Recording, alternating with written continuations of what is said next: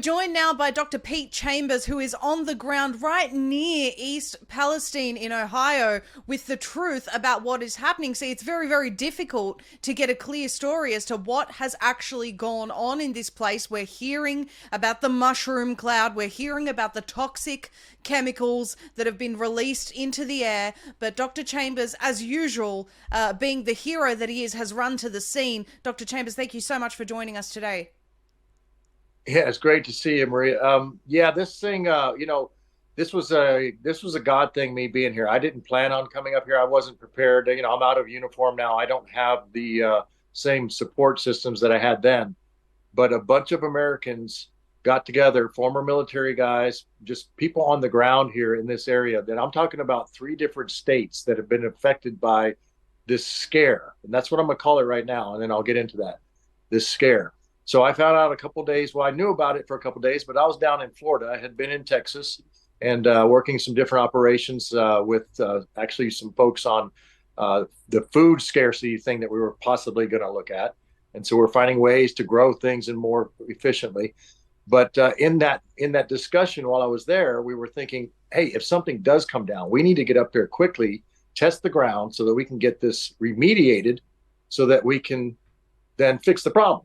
Well, in my travel drive up here, it was a 19-hour drive to get up to the location. I didn't go straight into the hot zone. I stayed outside of it, away from where I thought the cloud would be and settling in. I passed through towns. I saw soot. I did see it. I've got a picture of an American flag that's the white parts of it are colored black from soot that came through the air. There was an explosion. I can say that. Yes. There was a train derailment. Yes. Was it mismanaged? Yes, it was. I would say, personal opinion, purposefully. Now I'll get into the reason why. And so then I get on the ground and I realize that my mission has changed now because I need to talk to people on the ground. That's what we used to do in special forces. We'd go down range, talk to people in different countries and say, hey, what's going on here? Talk to the key leaders. We call that a key leader engagement. And you tell me, you've lived here, I mean, some of these people, 77 years, 50 years, whatever. These are key people in the area. We're talking about mid-level oil industry. This is the second largest oil industry in the lower 48 states. Comes out of from Pennsylvania down the Ohio River Valley. There's lots of fracking and things that take place here. There's lots of there's a big fault line that goes down through the Ohio River Valley. So there's a tectonic plate area. There's seismography that takes place there. They watch these things because as they're drilling, these are concerns. But what I'm seeing is a different picture. Well, what I was presented on just not even mainstream media, because even there, but I'm going to say people that are fear mongers that are out there talking about this, that we must evacuate the eastern seaboard of the United States at this point. Because where are you going to go? The western United States? The only thing they got out there is California. Nobody wants to go there anymore. So, but honestly, we had to get the truth. And I was just seeking the truth to go help people with their ranches, with their farms, to reclaim their soil so they grow things again, because we can get to it quickly with biomes that actually eat anything, including radioactivity, radioactive particles. But the mission in my mind changed to, I need to get to the truth. So then I went to, okay, let's start talking truth. So we met with some key leaders, one of which I'm going to tell you about the first one. And let me tell you something. When I'm meeting in these groups in these little town halls, and they find out that Pete Chambers is coming, I'm like, well, how did you find that out? Well, I guess all the media is talking, and they're saying, well, he's coming up there to do a survey. So these people say, well, have him come to us first. I meet this room, and they say, yeah, I mean, there was an explosion over there. We're used to that up here. This is like industry, not industry central, but oil fields galore, oil, natural gas, all this stuff down this whole valley. All right. And you have some of the best farming land, the breadbasket of America. One of the two, really. You got Kansas, and you have for the wheat and things like that. For out here, the soil is pristine. This is like a gem. This is like Garden of Eden when it comes to growth for this country, for this nation. And so now, if we just think like the deep state, or we think like the globalists, what would you want to take? What would you want to do? And you'd want to destroy agriculture, move people out of rural bingo. areas, scare them into thinking rural areas aren't safe anymore. Right. Because they want everybody in a 15-minute city. Yes. Right? All right. So the way they do that, this is, now the backward planning, we look at it and we go, okay, wait a minute. So you're meaning I'm in a meeting with all these people and they say, well, we're not worried about that because we've had those things happen. We've had vinyl chloride plants blow up. There was one that took out 3 blocks of this town in Parkersburg. Okay. So I go down and talk to the people of Parkersburg and they tell me what happened. And they say, oh yeah, that was 2017. 3 city blocks were blown up when this factory blew up with vinyl chloride. And then we talk about in 1982, there was a DuPont factory that leaked Teflon into the water. The guys that were next door working on an oil rig were pumping water into the rig as part of the process to get down these shafts. And then none of them lived past the age of 60 because there were chemicals from the Teflon that were leaking into there because they were out there spraying and cleaning things. They got it all over themselves. They didn't realize the absorption. So this is an industrial nightmare kind of place for certain types of career fields. Okay. I think that when you look at this movie that came out, that was a predictive programming movie about the train that derailed in Palestine, East Palestine. Come on.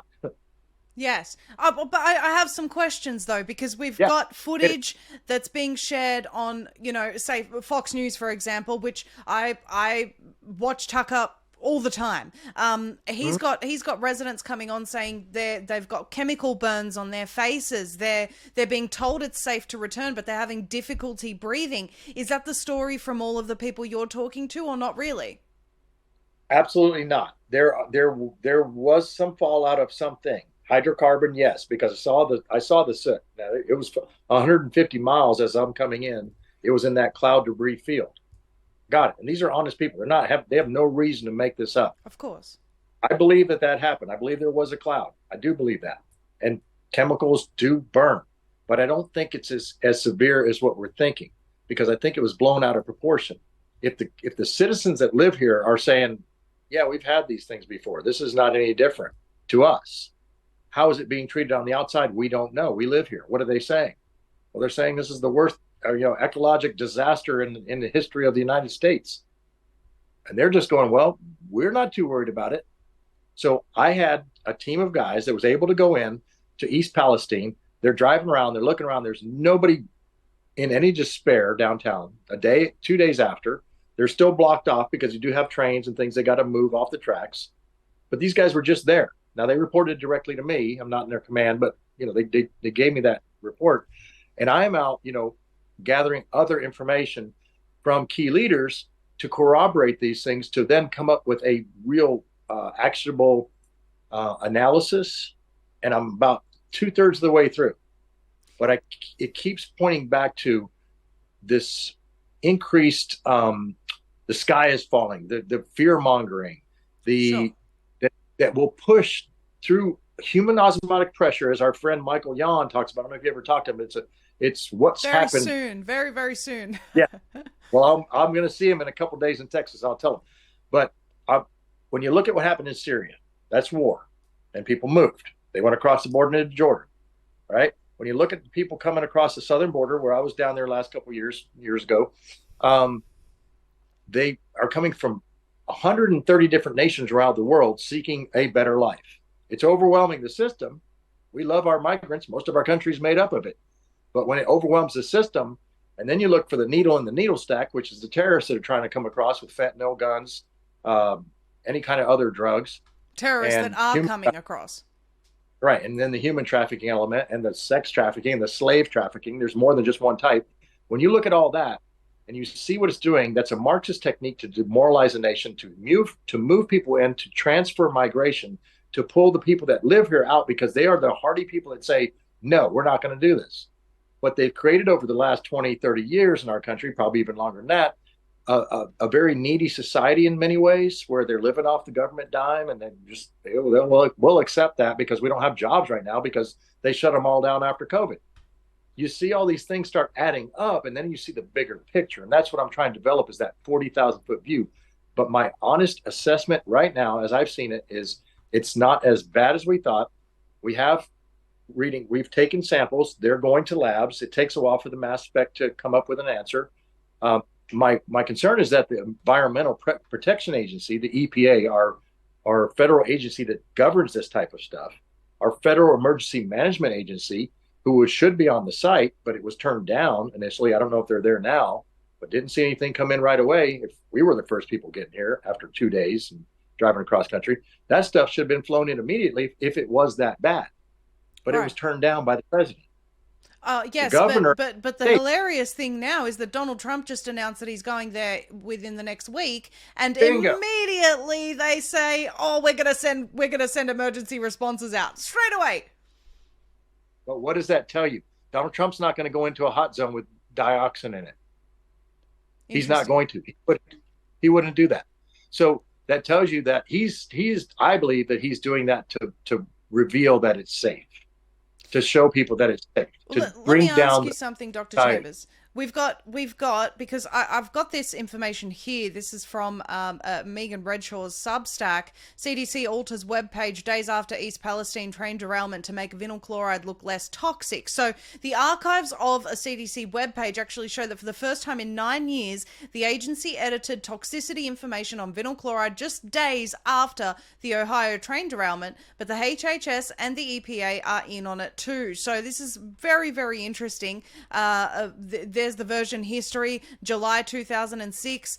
No other amendments have been made up until January in 2023. So according to the HHS, the ATSDR peer-reviewed toxicological profile of vinyl chloride succinctly characterizes its toxicologic and adverse health effects and identifies available toxicological information, epidemiological evaluations, and the level of exposure that presents a significant risk to human health.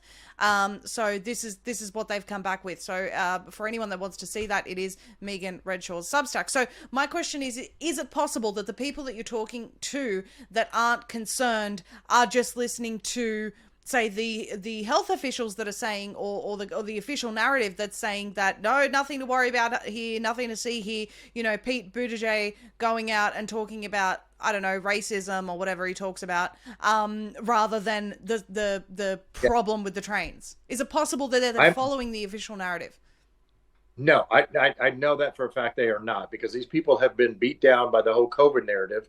They watch us go through the monkeypox narrative. They watch us go through the avian flu narrative. They're watching us go into the Marburg narrative, and they're seeing, and after so many times of, they're crying wolf stuff, there ain't no wolf there. But the only wolf is fear. It is the fear that they're instilling. And these people that I'm talking to are not, they're not neophytes when it comes to, the modern age snowflakes. These are older people that 77, 70, 65 that have been around, that are community leaders, city councilmen, county commissioners, all the different levels. One guy that has an oil company that has 200 oil wells. All right. So we have a great variety of people that are not just going to jump when somebody says, jump. Oh, that's fascinating. It's fascinating because they've done similar things in Australia, for example, with the flooding, and told residents that you know what they did here. So they flooded Lismore with geoengineering, we believe, displaced 50,000 people from their homes, and then told them that, we'll offer you a buyback scheme where the government buys back your house so that they have part ownership of it, and we'll also tell people that you really shouldn't return to your homes. Oh, and by the way, insurance agencies probably aren't going to insure your home anymore. Now, in 2018, the mayor of Lismore earmarked that city, signed it off that it was going to be a smart city. So, destroying the existing infrastructure and getting people that are rural-minded, self-sufficient, living off the land out of that area is crucial for these people. So it's absolutely possible what you're saying. I want to ask you though, what about the footage that we're seeing about people dropping things in the water, and the water looks like it's just filled with these chemicals? Absolutely, and that is the question that I asked, and I found out the answer to it. And here's the answer: these wells that are out here right now, we are on a fault line. Okay. For years, they've been coming in, they being the people that are supposed to take the waste disposal water and put it in a site and clean it. There's something nefarious going on there, and I haven't figured out completely, but I know this, that these people that run these oil rigs are telling me, and I'm going to get one of them one of the experts, the engineers. I've just got to talk him into it. He doesn't want to talk on a podcast. But if I can do this, he can explain it eloquently. But I'm going to explain it the best way I can. Is the fracture lines that exist are very shallow. They're fracture lines, and there's sand layers, and water typically lives in the sand layer. So when they're drilling down through the sand layer, they know it because they move pipe faster.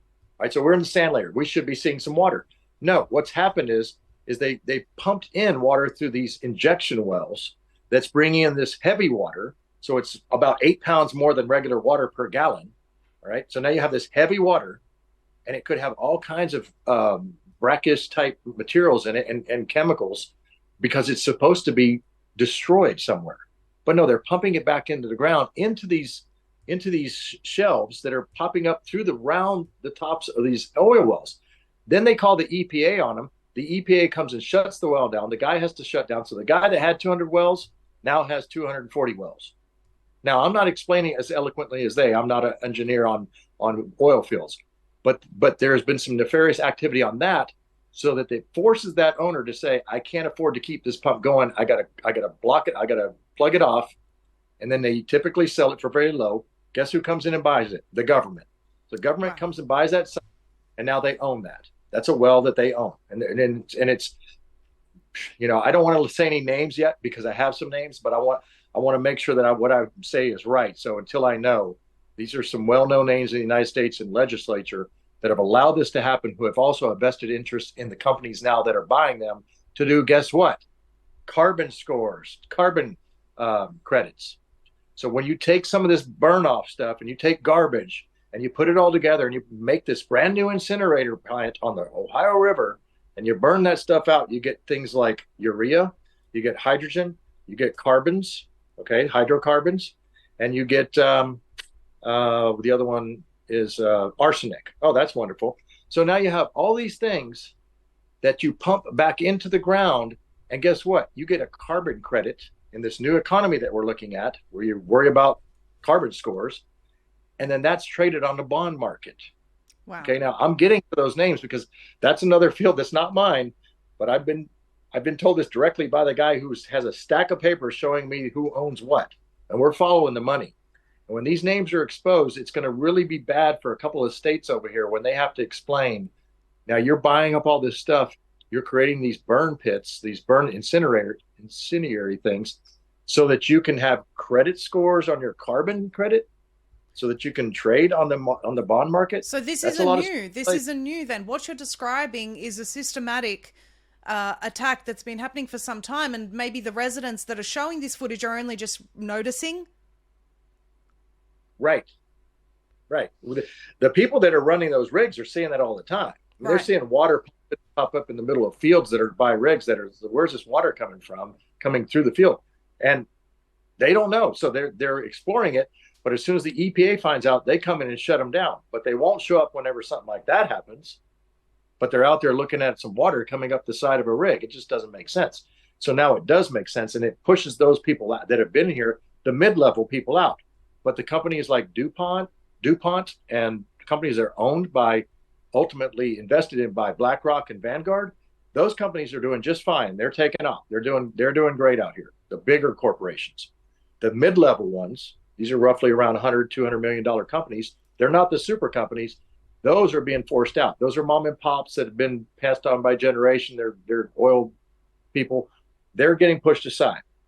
So you're seeing that happen. And what's happening? They're transferring migration, bringing in other people from buses, showing up from the border just across the river over there in West Virginia, just across the river over there in Pennsylvania. You've got people that are coming in from the border, just kind of hanging out with no jobs, nothing to do, but you're seeing it throughout our country. It's not just here, but this just happens to be a huge breadbasket / energy sector. Wow. Right. And this was the most telling thing of this whole trip for me, this one conversation. This lady lost her husband 6 months ago to COVID. She's 40-something years old, young lady. Her flag had some soot on it, 150 miles from the epicenter. She said, I've got a flag. I want to give you my husband's flag, his military flag. I want to give this to you because I want you to take a test on this thing and see what this is on here. So we did the proper collection, put it in several bags with gear on. We made sure we took it. We got it to the site. They're going to test it. But she said to me, she said, I grew up here. I'm a fourth generation um, resident of this area. Both my sides of my family are from here. I'll be damned if they're going to make me leave my home. This is where I grew up. She already knows it. And she's just a lady on the street that just is a mom and a part-time school teacher. Okay. So if they understand this, that they're getting pushed out of here, they're seeing it. They are seeing it. They're seeing the transfer migration take place. They're feeling it. People aren't speaking the same language on their street. They don't have a problem with that, but they do have a problem when the people that have been living here for years are getting forced out and can't find jobs. Yes. You and my understanding as well, Dr. Chambers, is that it's right in an area where there are Amish communities that I know have been under attack as well, because of the fact that they're self-sufficient. They don't need the systems that are being set up. They can operate fully independently outside of that. December 30th of last year, there's a guy named Miller, Amish guy. He got arrested for selling organic cattle on a ranch to table operation. Yes. Amish have been doing that for years. That's what they do.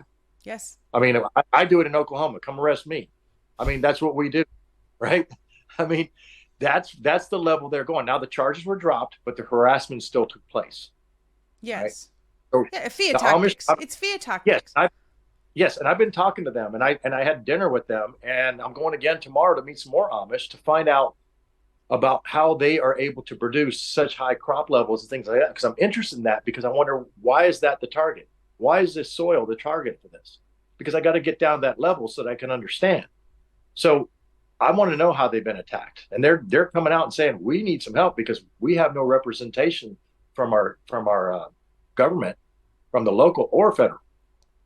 Well, they're being attacked because the globalist model wants you inside a digital prison where you don't eat anything other than the poison that they feed you. And again, I mean, I've spoken about this so many times. Codex Alimentarius, the earliest documents I found go back to the 1960s, Dr. Chambers, where they said that they would be raising toxin levels and calling them safe and incrementally raising them so that the humans kind of get used to them. But meanwhile, we're, dying from illnesses, increased cancer, increased heart conditions, all this sort of stuff over the past few decades, and make nutrients essentially illegal, call nutrients toxins. And so that's what they're doing through the genetically modified foods that, Bill Gates is making billions from, and all of these smart agriculture models that they're rolling out will have to incorporate those poisons. They don't want people to have nutrition. They want us weak. They want us starving. They want us completely dependent on them, because that's the model. The model is keep you imprisoned. And these, this video just came out. I might reference my Telegram channel. If people aren't in there, get in there now, please. Z Media, ZEEE Media, one word.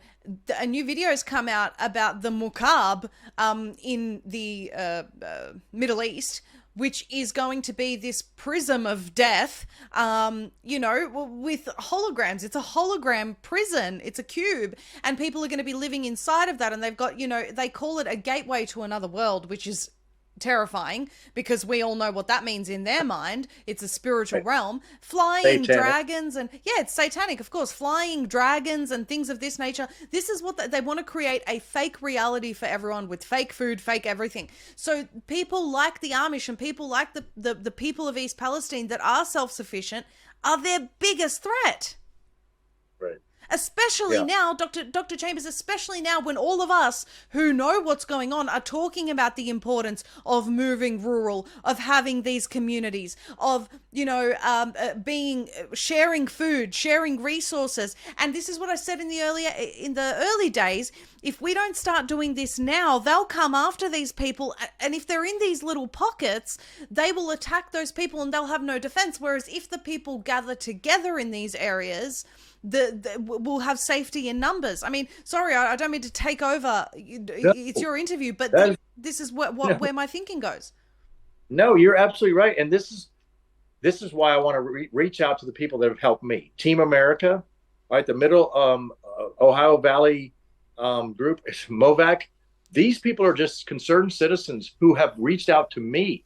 And I want to say thank you to them, because exactly what you're talking about, that kind of community is what's going to keep us alive. Because otherwise we're going to be just like the people down the Amazon that the World Wildlife Federation went down there and ruined their lives and killed the Indians down there. The people that are Michael Yon's looking at in the Darien Gap, where thousands of people walking through stealing their food for us, because that's what they grew up on, healthy food right there on a tree. And all these immigrants are passing by and destroying their land. Nobody cares about them. We could care about the extinction of a fish, but we could care less about the extinction of mankind. Yes. Yes. Right?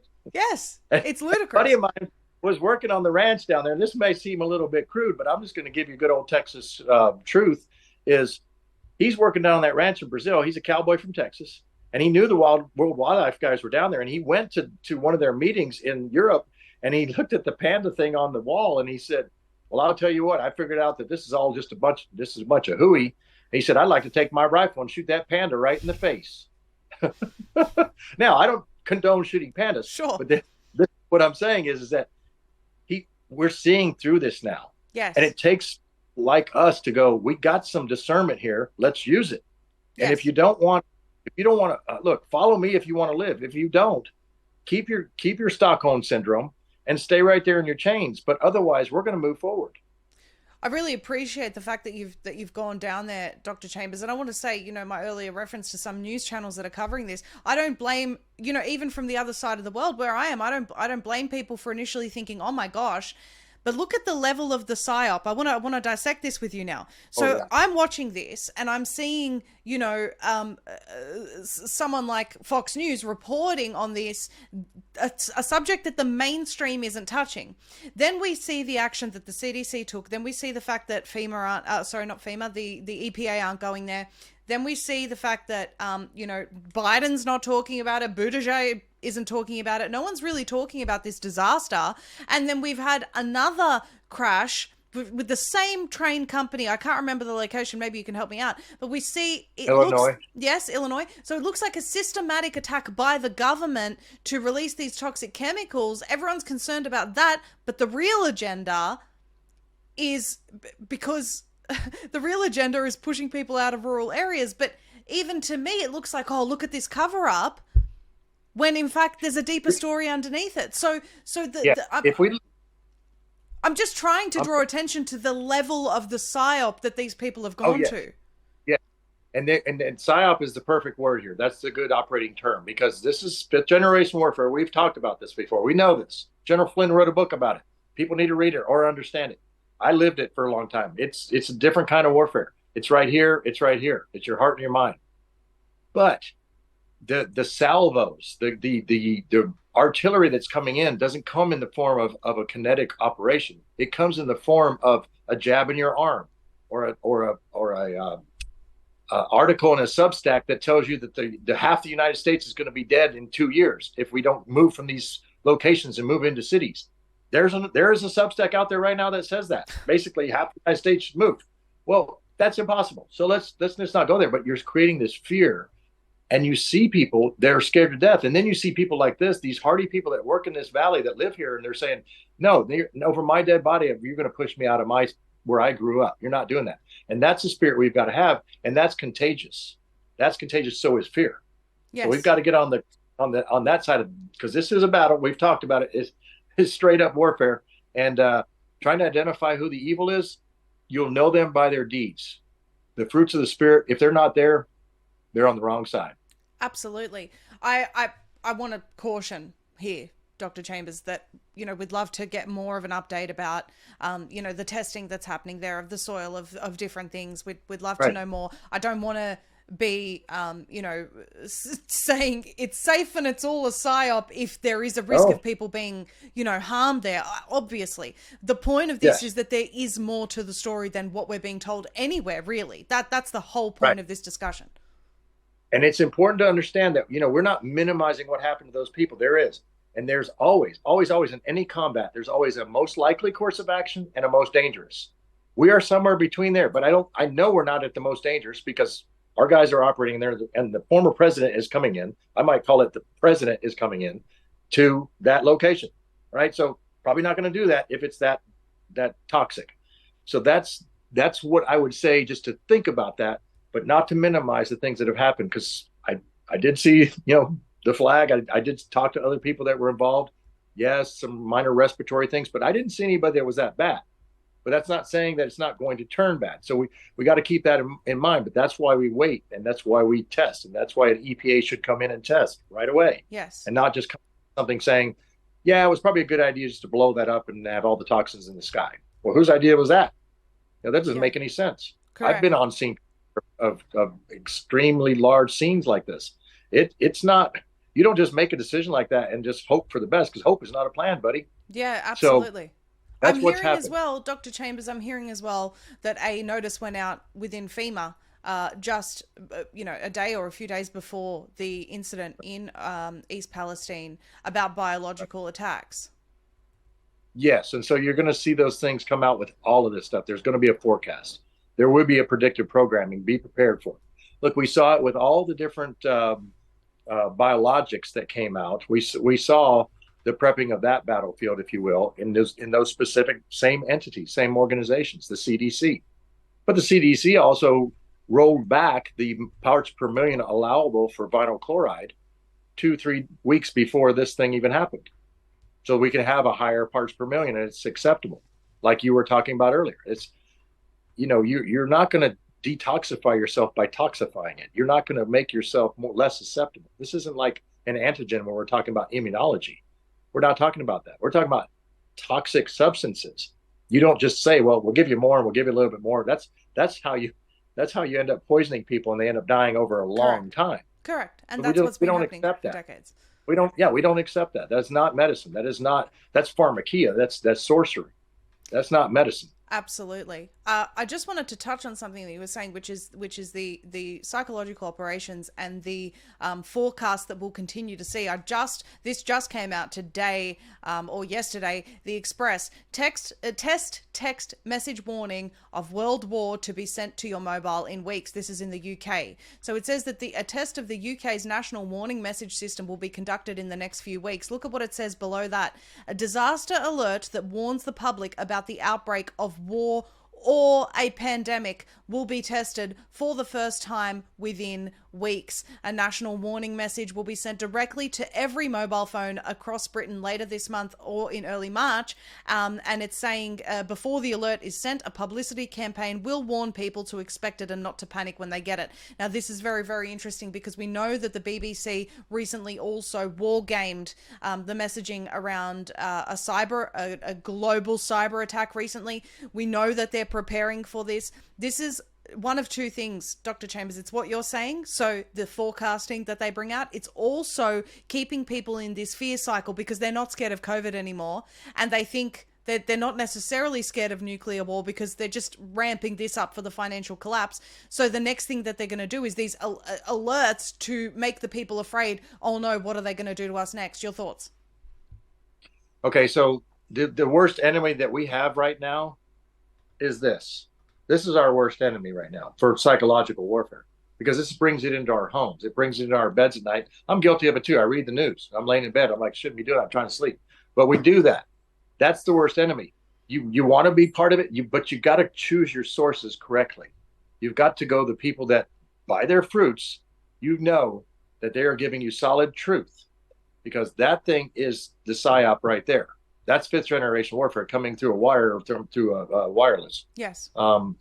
Yeah, and my thoughts on that too is we got to start thinking left of bang. And what I mean by that is before the IED, before the bomb in the road, we've got to think before that, time wise, left of bang, not reactionary, proactive. Start talking about the next thing, and really breaking it down and trying to, just like we did with the next COVID thing or the next whatever, because the biometric stuff, all right, when you have the watch on and it feeds it to your phone and all that, it's convenient.